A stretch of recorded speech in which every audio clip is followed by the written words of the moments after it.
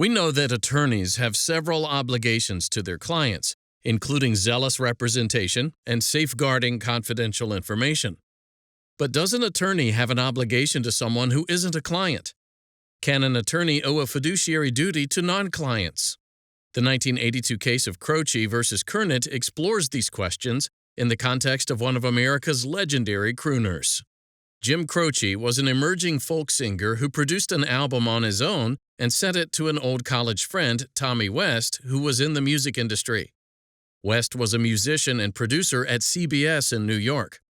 In 1968, he and Terry Cashman, another musician, left CBS's music department to set up their own shop. Attorney Phillip Kurnit, who worked in CBS's legal department, was also a part of West's new venture. That summer, Croce and his wife Ingrid visited West in New York. They discussed a recording contract with West's new company, Cashman, Pistilli & West, and a publishing contract and management contract with Blending Well. They also met with Kurnit, who West introduced as, quote, the lawyer, unquote.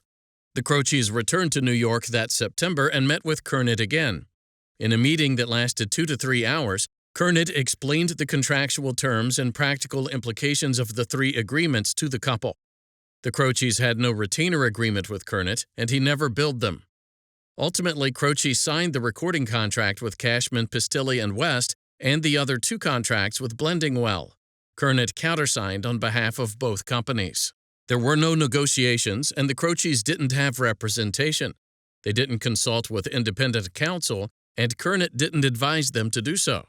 Cashman, Kurnit, and West were all officers of Blending Well.